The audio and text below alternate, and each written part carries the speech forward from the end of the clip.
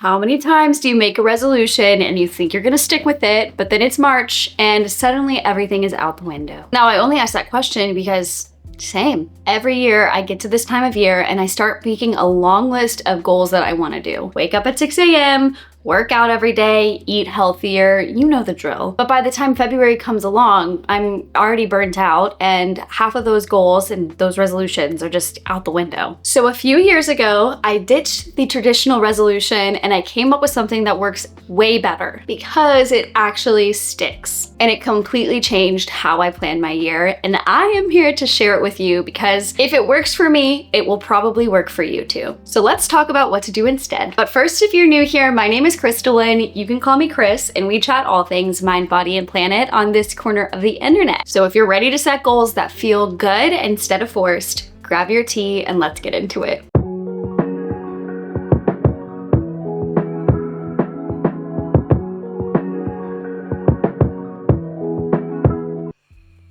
Here's the thing, traditional resolutions are kind of flawed because we treat them like these all or nothing missions. Get fit, make more money, but they're often vague, unrealistic, and really uninspiring. And when life gets busy, because it always does, they are the first things that fall off of the list. Then we end up feeling like failures because they didn't stick, but in reality, it's the system of the traditional resolution that failed us, not us. So instead of choosing some goals that inevitably fall off by the end of February, I started choosing one word to define my year. Your word of the year ends up becoming your anchor. It's not a rule or a list, it's just a feeling that you want to guide your decisions for the upcoming year. So for example, last year my word was growth. And in 2024, I got married, I focused a lot on personal development, and I focused on building stronger routines that I could stick through even though it was like the busiest time in my life to date. And then for 2025, my word of the year ended up being simplify. I felt like things felt so chaotic after the year before, and I wanted things to pare back,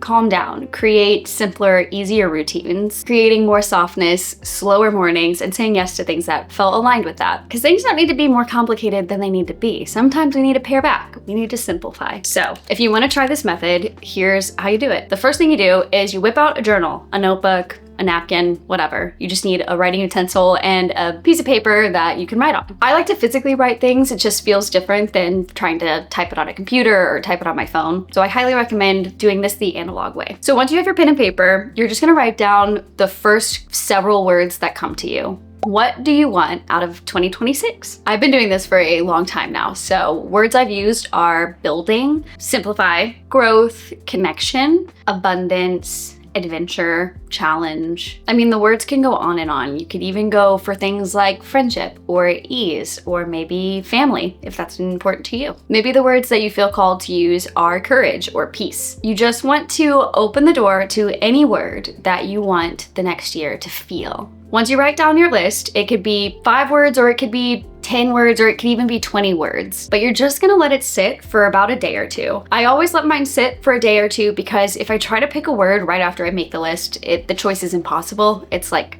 so difficult to choose one word out of all the words that you felt motivated to write down. But eventually, one will just feel right. Like you just will feel really gravitated towards using that word. Now, I haven't done this exercise yet, but I'm planning on doing it soon. I haven't quite defined what I want my 2026 to be or how I want it to feel, so I'm having a hard time coming up with words. So drop what word you're resonating with below because I just love seeing everyone's words that they pick. So we're not just gonna stop with one word and that's it. No, this is where it becomes interesting. So you take your word and then you find your why. And what I mean by why is why that word. Because setting goals without knowing your why is kind of like trying to drive somewhere without having an address. It's hard. I mean, eventually maybe you'll get to where you want to go, but it's definitely a lot easier if you have your guiding light. So if your word is fitness and maybe a goal that you want is you want to work out 3 times a week. Why is your goal to work out 3 times a week? You have to dig a little bit deeper because otherwise working out 3 times a week is not really motivating. It's not really inspiring. But if you want to work out 3 times a week because you want to train for a marathon and that's a goal that you have, or maybe because you are getting older and you want to keep up with your kids or your grandkids and you're feeling like some additional exercise will keep you around and more nimble to go on hikes with your kids or to pick them up and play with them? Is it because you want to feel strong and you've been feeling weak lately? Is it because you want more energy for your family or just to feel connected to your body? When you know the deeper reason behind your goals, you're more likely to stick to them because they become a part of who you are, not just a to-do list. Okay, so now we're gonna move into my absolute favorite framework. I've been doing this method again for years and it works super, super well. And that is the 2-2-2 method. I don't remember where I learned this, probably from a video somewhere, but it's stuck around this long, so I figured I might as well share it. Once I have my word of the year and then I find my why, then that is where I work into my goals. So I organize my goals like this: